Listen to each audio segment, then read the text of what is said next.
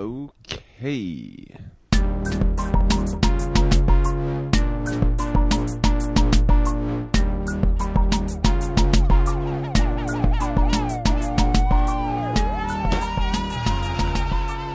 All right, this is episode 48 of TGE, the podcast. Hope you're doing well. It's always nice to spend an hour or more or less every week to hang with my friend Tyler. It's pretty much the only opportunity for us right now to catch up and have a conversation because, Tyler, you're so busy. But how are you, man? Good. I'm going to explain my reaction of, oh, God, in the middle of you saying that. But first, I want to thank everyone for listening to the show. We really appreciate it. It's been really cool how the podcast is spreading, the people we're hearing back from, et cetera, et cetera. It's a lot of fun. And if you enjoy what you're hearing and you haven't subscribed, go ahead and subscribe on whatever app you're listening to us on. Maybe it's Stitcher, maybe it's Spotify, maybe it's iTunes.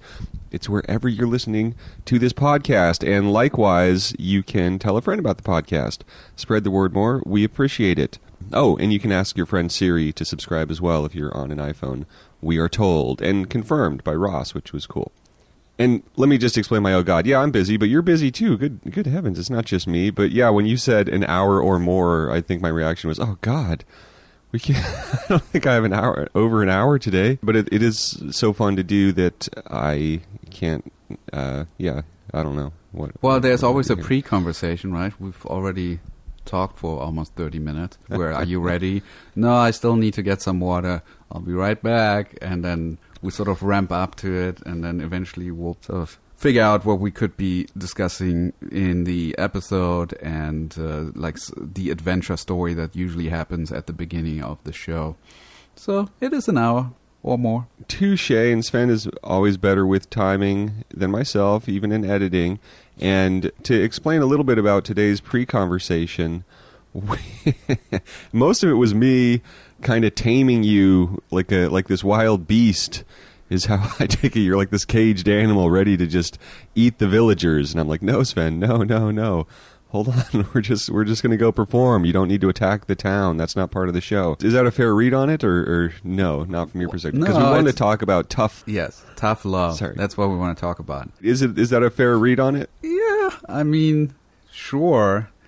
So your comment was, I wanted to read another email that I got, as part of an editing course that I did, and somebody was asking for some feedback, and then once I gave feedback, I got some lip back, and so I let's talk about this. What is a good etiquette? And you're like, no, you shouldn't do this.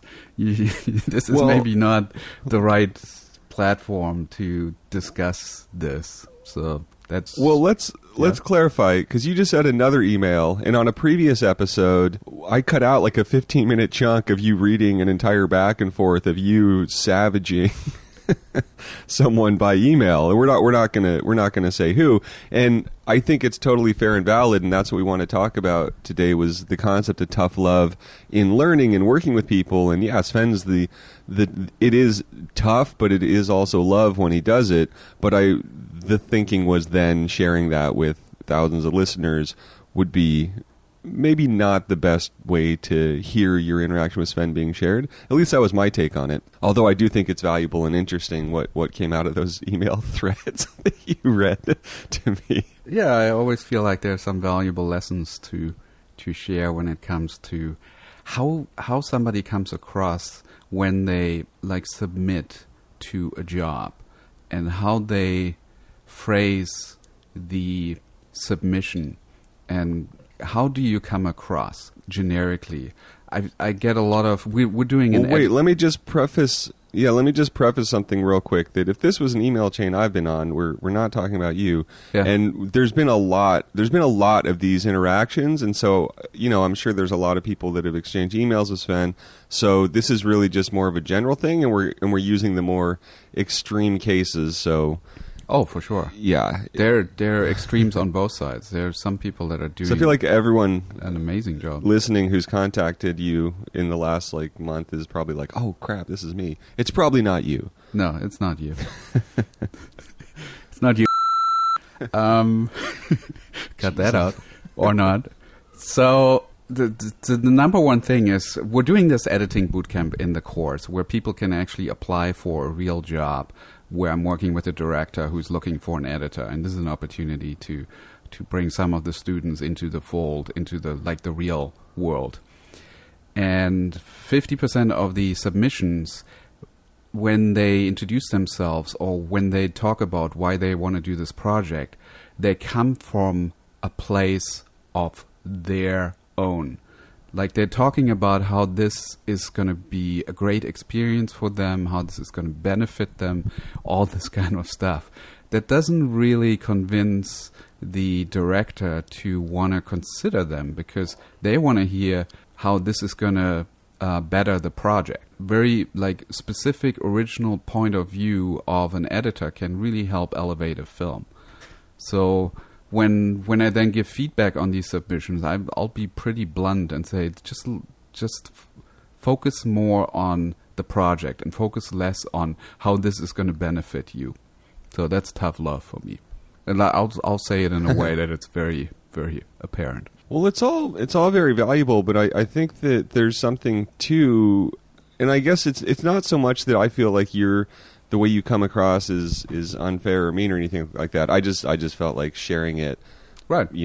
Then with everyone would then make it feel mean.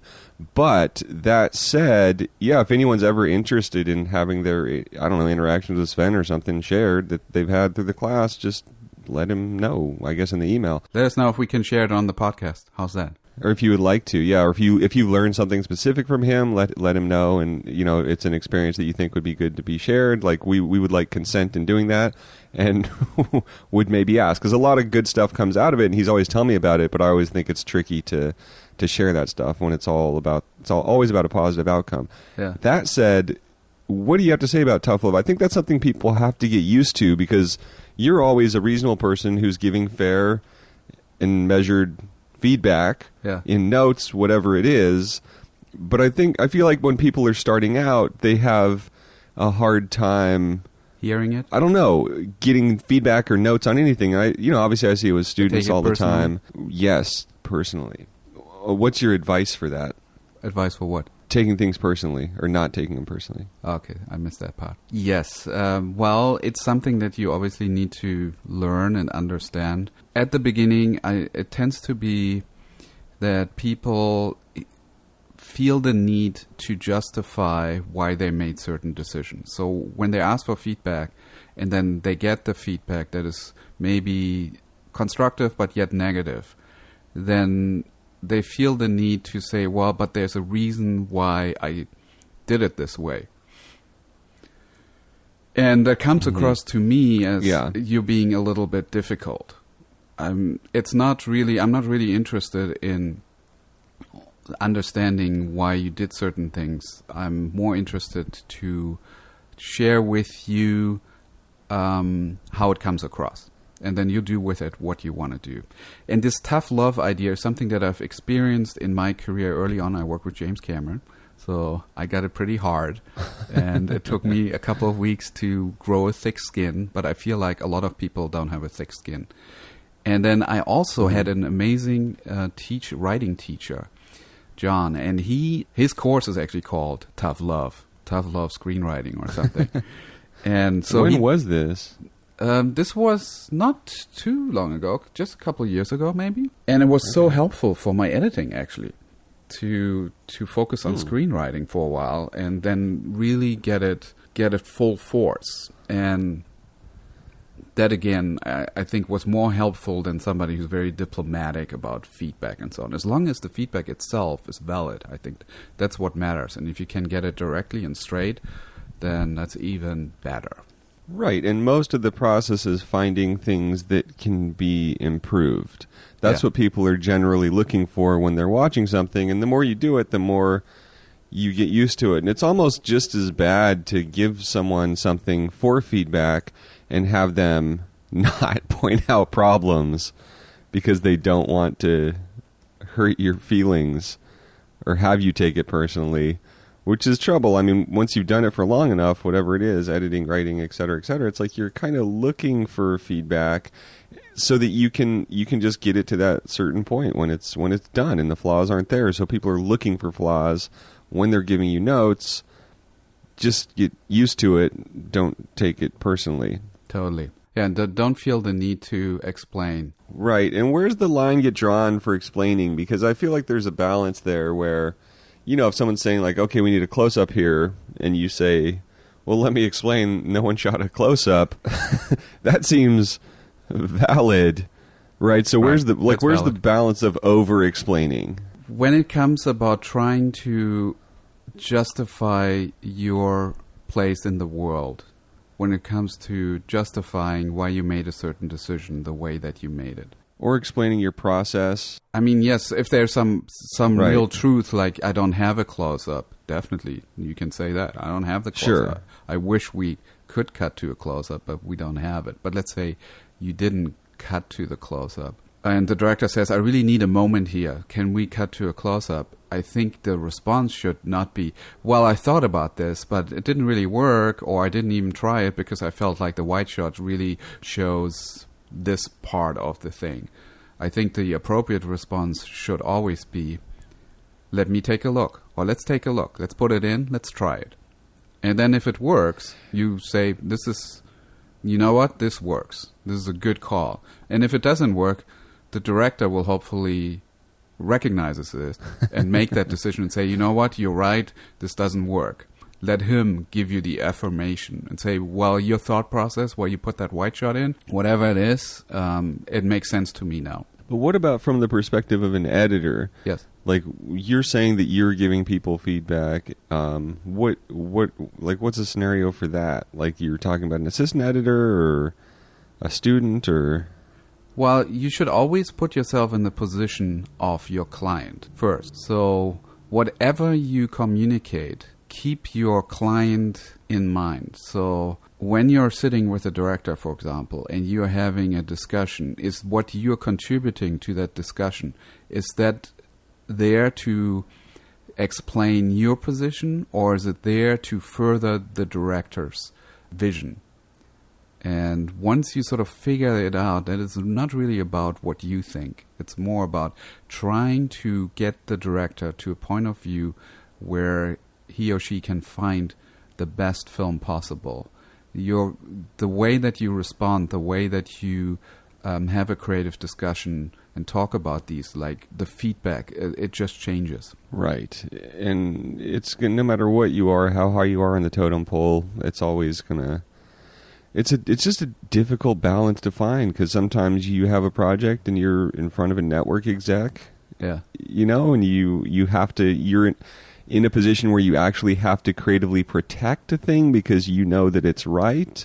Yeah, that's tricky, but I think yeah, it's safe to say when you you're will have those moments where you feel like you need to protect the film, but to be able to have that power as an editor or that privilege, you need to have a lot of goodwill established beforehand, and then right. you can sort of draw from that goodwill, take out some money and put it down on the table. Right. And I think if you are on the receiving end of anything, whether it's employment or you're an employee or something else, just shut the fuck up.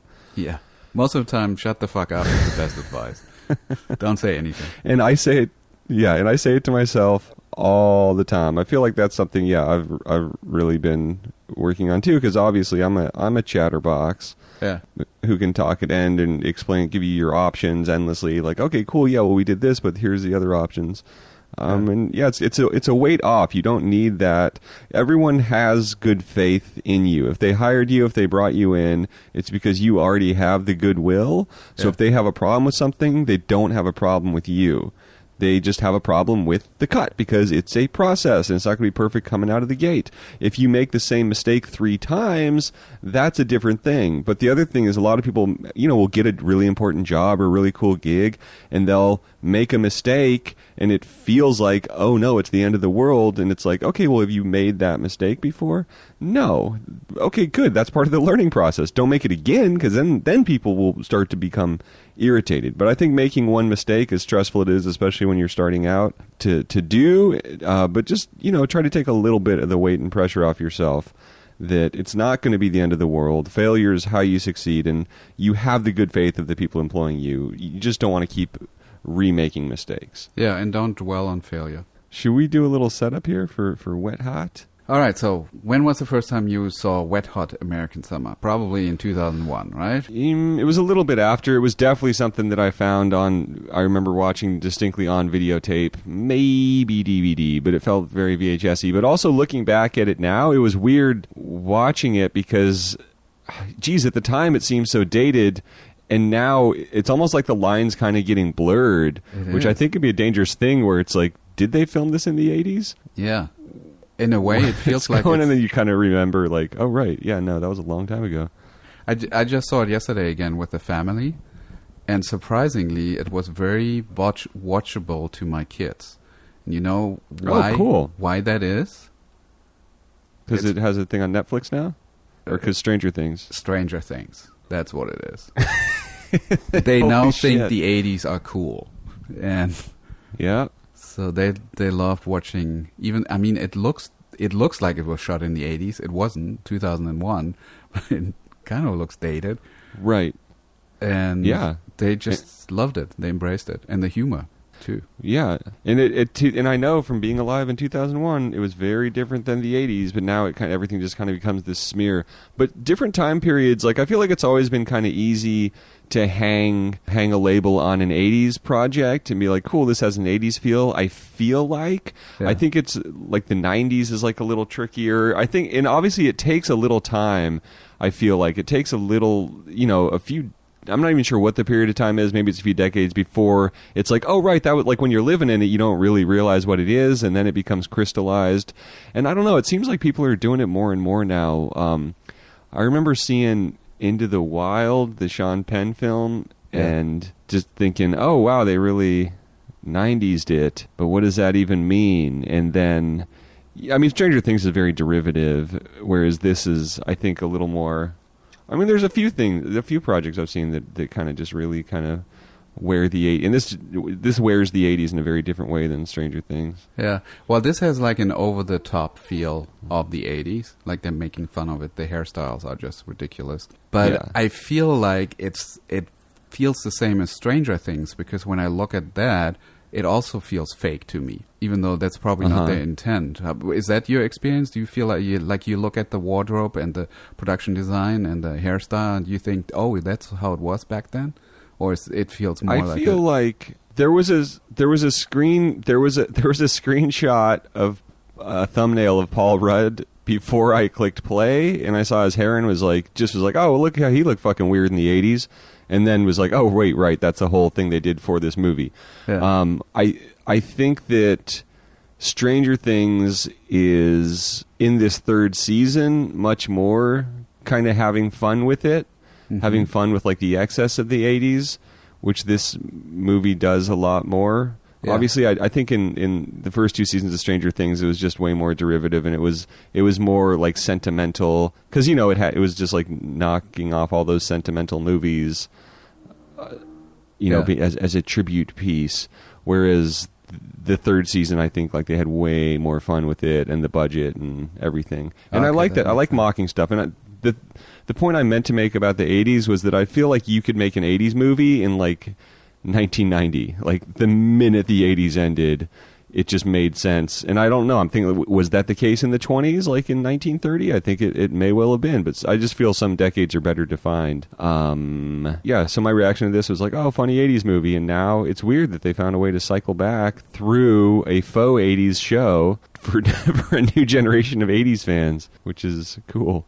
Yeah, well, it's really interesting. I mean, I'm not following the show Stranger Things, but I've dipped into an episode in the first season. I dipped into an episode now in the third season. And that you mentioned now they're having more fun with it is maybe why it matches with Wet Hot American Summer in terms of what it looks like and feels like a lot more. And so that's why it translated. Right. And especially, of course, with TV, it's like utopia becomes dystopia or vice versa. You start a character bottom, move them to the top, or, so at the beginning of Stranger Things, like everything's great and groovy and they're just having a lot of fun, mostly for the first couple episodes. So it does echo Wet Hot American Summer. Yeah.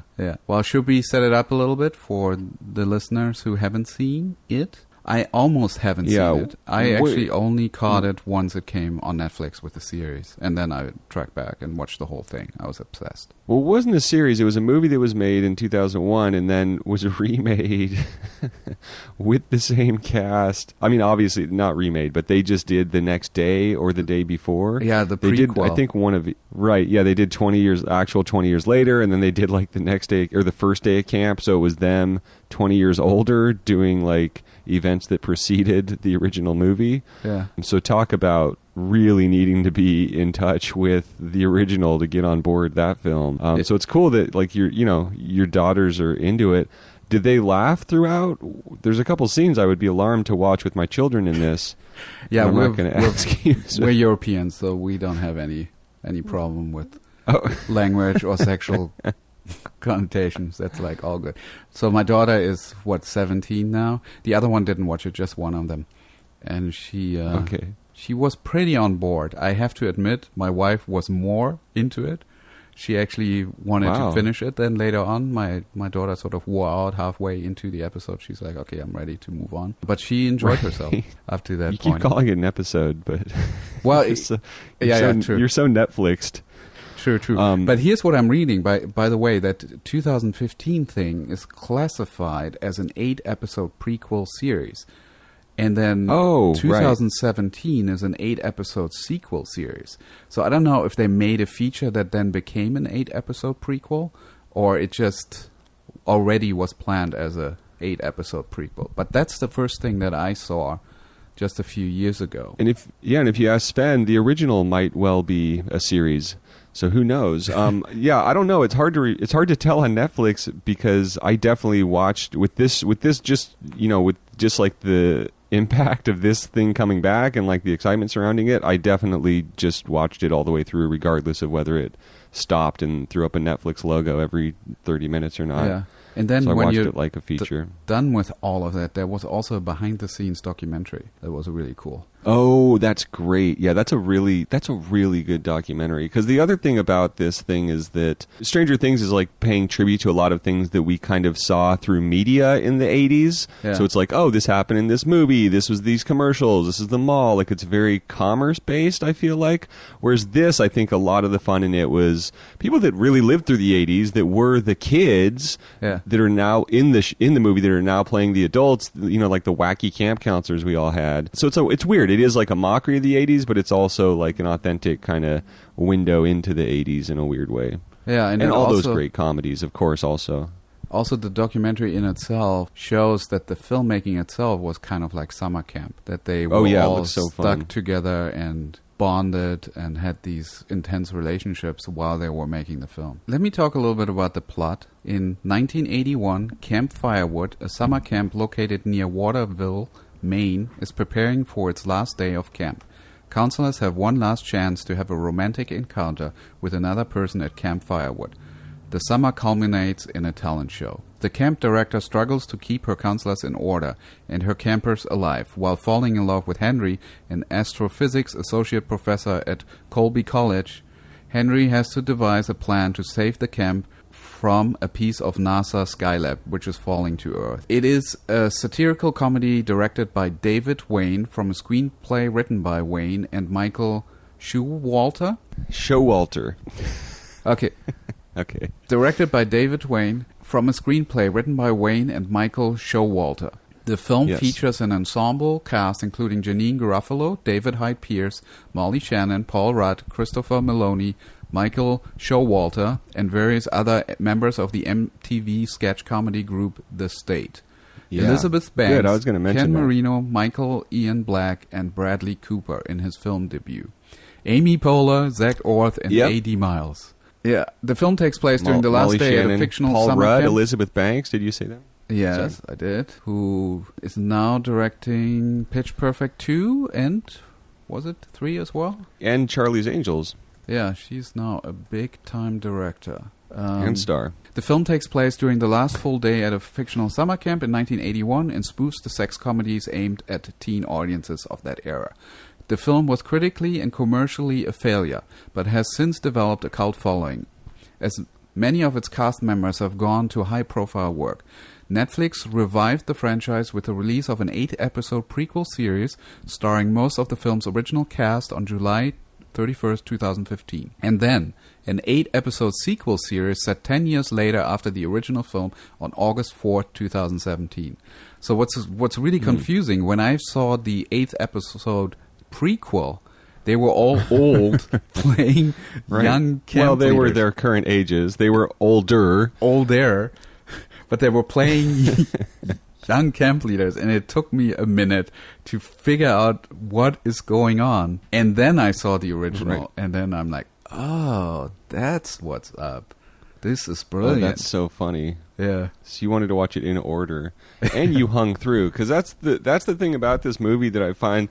It's a weird movie in that it's kind of like a mixtape or like a weird album that you'll throw on. Like, I've definitely shown it to more people, I feel like, than any other movie, just to get a read on them. And I don't do it that often, but it's definitely happened a couple times. Not even to get a read on them, but it's like talking about funny movies, and it's like this was like, oh, you've never seen, because this was the one everyone would talk about. It was like a cult hit. Like, oh, you haven't seen that? Like, you have to see it.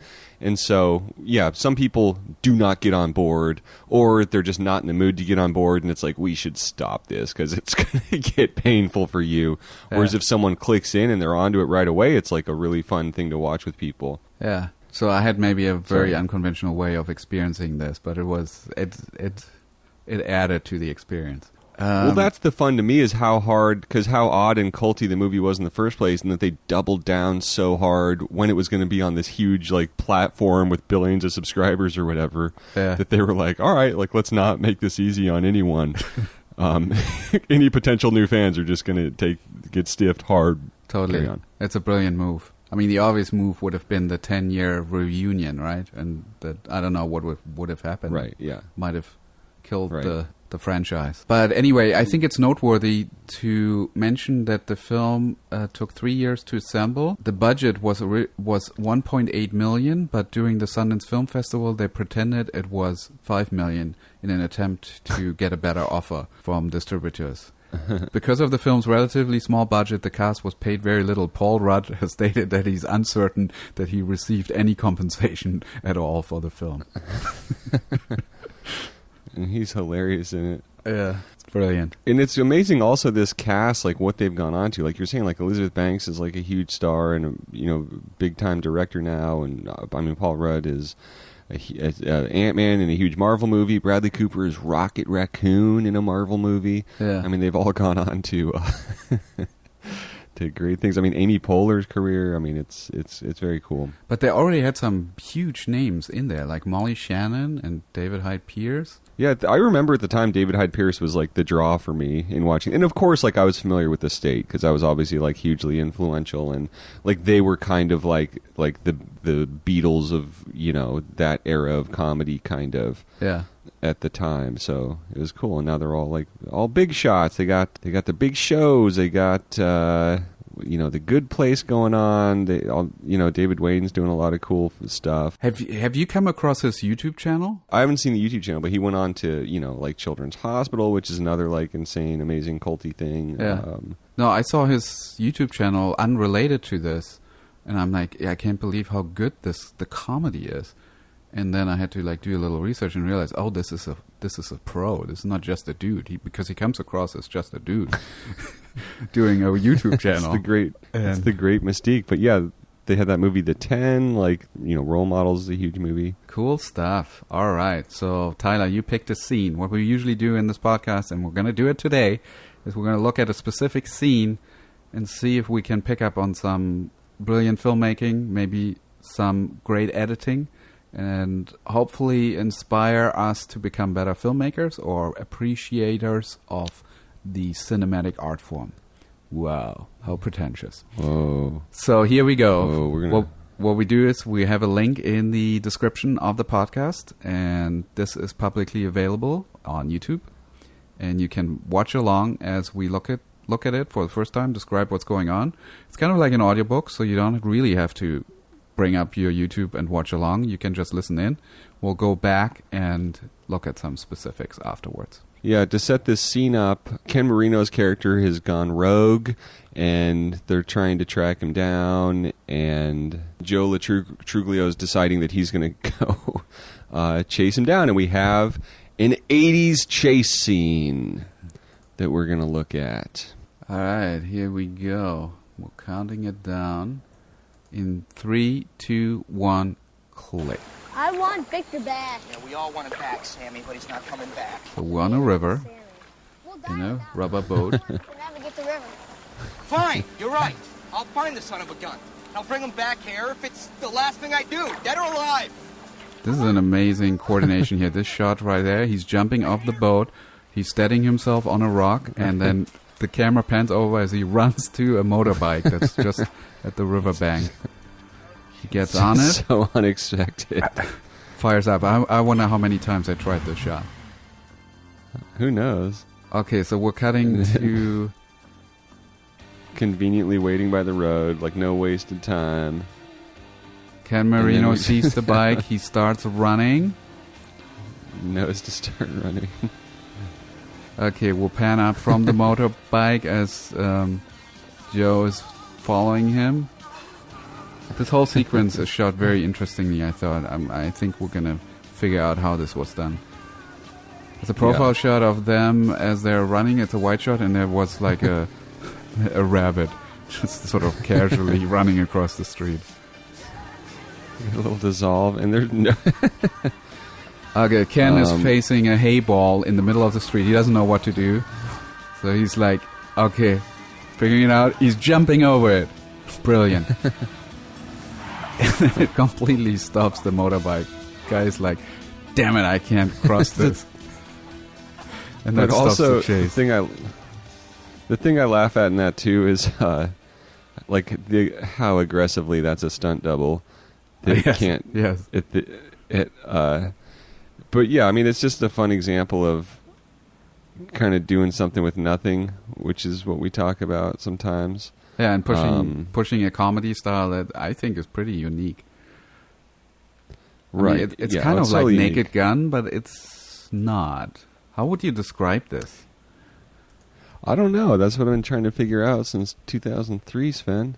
Yeah. No idea. There's been a Netflix reboot. There's been, I just can't crack it. But yeah, it's a totally unique, and that's the thing with that comedy group like The State, that they just have their own feel, and just then kind of throwing that into the 80s blender resulted in a lot of fun stuff. But I like, because we talk so much, about filmmaking here, I thought it was a good clip because it's dependent very much on an understanding of cinema and an understanding of the tropes of it, even like we talked about in the Nicholas Winding Refn show, which I totally forget the name of now.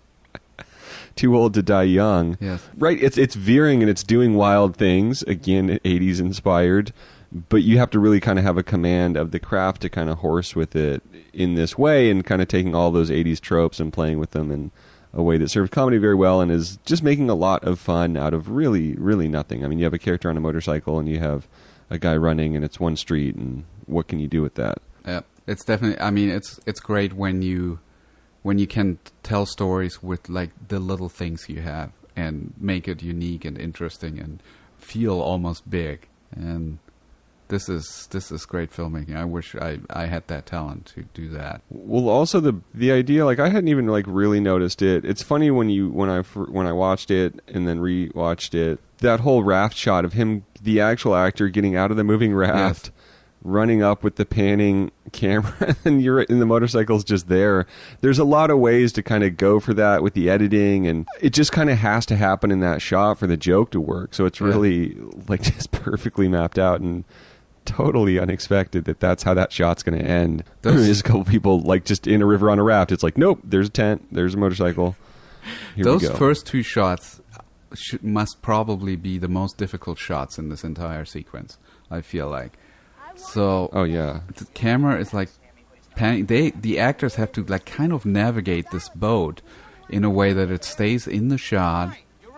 Maybe it's Right. even on ropes. I'm not sure. I mean, it looks like it's moving Oh, it is getting dragged, yeah. naturally. But then that The next kid shot, totally the way looks that into the he camera. jumps out of the boat, steadies himself on this rock. They must have choreographed this point, because without the rock, I don't know if he could pull this off. And then pan over to the motorbike is, I mean, it looks like you can do 20 takes on this and something will go wrong and you have to reset and do it again. Again. It's so... You're relying on so many things to work out perfectly in that shot. Yeah, and talk about a bitch to reset. Good Lord. Yeah. But I can just see in script form how that's funny, like a motorcycle is perfectly sitting on the bank, but to kind of execute it in a single, and maybe, who knows, maybe they didn't plan on, they just needed to get a master, and it was like, oh shit, this, I don't know, it seems too perfect. Yeah. We'll at never least, know. At least they made it a little bit easier on them, because you don't actually see him fire up the bike and drive off.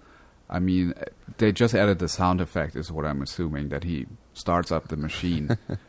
And they don't have to show him drive off, because if you add that element to the shot as well, then you're really in hell. Because then you have to move the bike back, and he has to actually fire it up on the first time, because the timing has to be perfect. Like, you can't wait for it, just has to flow. Yeah, as we said, you never, with this stuff, you never know. It could be that they pained over that for like an entire day of shooting, and then in the editing was like, oh God, you know what? It works better for him not to leave the frame. Yeah. Okay, so then we move but on. You're totally right. To Ken Marino. We cut to the bike. The wide shot, he's coming down the road. Ken starts running. I think the next interesting thing is all these shots that we see now, starting with 48, I'm pretty sure we're on some form of process trailer. So the bike is actually on like a flatbed being pulled. The actor, Joe, is not driving at all. I don't think he's ever driving this bike in this. Huh. Then at 56... look at what we see in the background. Does that look like a bike? But if he's on a trailer, how are they doing the running? That's probably with a car. Like, they just grabbed the shot out of a car. Or you're saying, is he on the bike on 56? What do you mean? No, 56 we have a shot of Ken as he's running. Right. I think he's on the street right there, because that shot starts off at 53 with his feet. Yeah, with his feet on the street. Yeah. This is a camera guy either hanging out of a pickup truck, or maybe it's a little bit more of a just process super vehicle. Low budget. Right. Hey, they had $5 million. Yeah. But freeze it at 56. What do you see in the background? Yeah, no, that's what I'm saying. But I think that's not like supposed to be like, oh, wow, I can't believe I don't think that's supposed to be an Easter egg. I think that's part of the joke, is that none of this, the three-dimensional continuity doesn't match at all through this whole thing, which I think is part of the fun. Yeah. And especially in terms of editing, just like totally butchering that, to like literally making jokes out of editing, and the way that audiences process cinema, I think is like kind of like a weirdly advanced thing to do. And obviously people have done it, but it does kind of, I think what kind of made this like a cult movie, is like you have to have a certain experience with movies to be like, oh my God, I can't believe it, they don't care. Ah. Yeah. Well, just to answer the question myself, what I see in the background, out of focus, I think is the process trailer. I'm not seeing a bike. I'm seeing like a moving box that looks like a truck of some sort. Right, I thought that was a sign or something. But yeah, you're totally right. Sorry, I thought, wait, where? 56. No, but where in the frame? So you see Ken Marino in the foreground, and then out of focus, along the street, on the right-hand side, you see this boxy thing. That thing? Yeah. Yeah, it's in both shots. I don't think that thing's moving. At least it's not in the later shot. You think that's a clearing? Oh, and you think that's the process trailer? Possibly, yeah. Well, you know what else is funny? Is they cross the intersection and they go back to that exact same shot is funny, too. Yeah, maybe he's it's like just a little further down the road. Yeah, maybe it could be nothing. A sign. Maybe it's just I think it's a sign or something. Yeah, possibly. Or it's just like... Because go to 106, and that's funny because after that big like road cross, with the rabbit, it just goes back to the same shot, which is playing with the idea too, which is funny. Yeah, 101, wide shot profile. He's running down a T crossing, and the rabbit in the front. So I can just sense the animal wrangler just right out of the shot. Oh, just God. Like tossing the rabbit into the shot. Well, what's funny is that there's so much, like there's so many, they cheated, like in a way that's not cheating because it's just having fun with it. Yeah. Of like obviously showing the stuntman, like you're saying, like the way it's driving, like cheating, the fact that they're just going back to the same shot of Marino running. Yeah. But then I feel like the two things that you do get a laugh out of but don't appreciate at all, like the jumping out of the raft and then the rabbit shot, I feel like were actually like, oh God, these little jokes took forever to get right. Yeah. Which is hilarious. And all the stuff that should take forever was very easy because they were like having fun with it. Yeah. So then at 104, we have the medium close-up of Joe as he's like trying to grab Ken.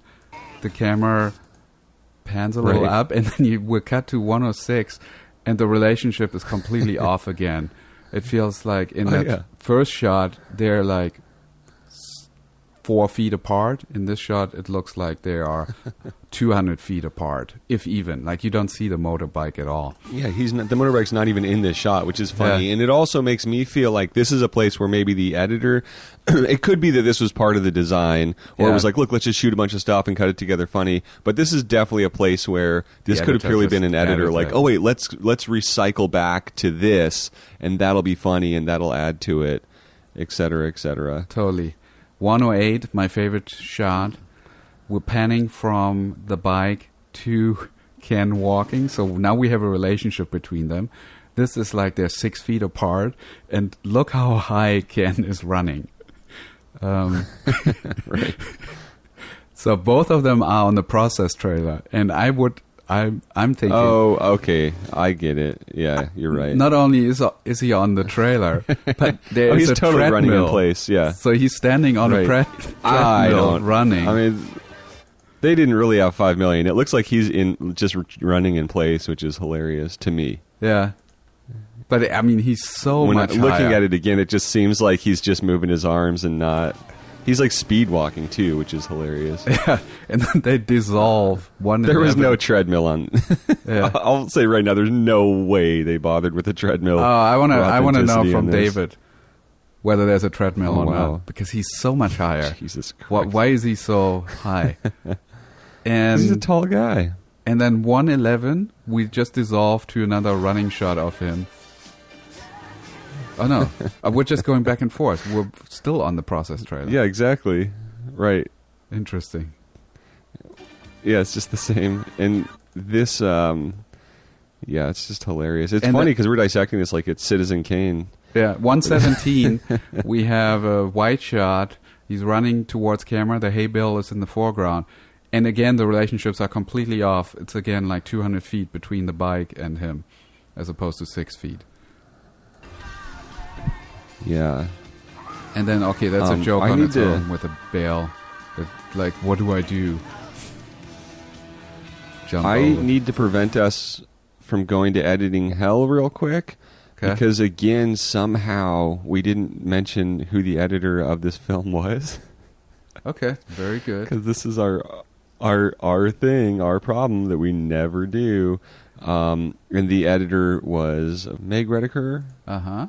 and who has done all kinds of great stuff. I mean, worked with this team a lot and done a lot of great comedies. Currently working on High Maintenance, which is an incredible show. If anyone hasn't seen that, in terms of like kind of redefining style and new characters every episode. I mean, that shows like an amazing accomplishment. But then also, you know, big change of pace with The Looming Tower, which, you know, comedy is tragedy, but I don't think it applies in the path to 9/11. Yeah. True Detective and also. done a lot of cool stuff. Yeah, yeah. True Detective, Blunt Unbreakable, Talk, Kimmy and Schmidt, 30 Rock. yeah, then Bored to Death, another HBO show, Big Love. So clearly this is an editor who has a lot of ability on both sides of it. But actually, yeah, now thinking about it, it seems like much more has done, like a lot more dramatic stuff. So it's interesting that this is kind of one of the early films, because it's such a wild, like undefinable comedy. The Wire.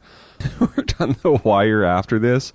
That's amazing. Okay, sorry, Sven. I had to interject that because this is obviously the editing process was so instrumental to this.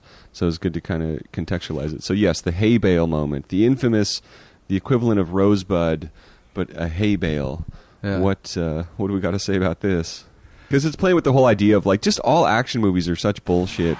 Yeah. Anyways, in terms of the obstacles, and especially like the escape moment, where like the points the chase scenes end at are always so like increasingly ridiculous. Where it's like, really, just after everything you just went through, you can't get back on the fucking horse, like whatever. So I appreciated the way they played with that in this.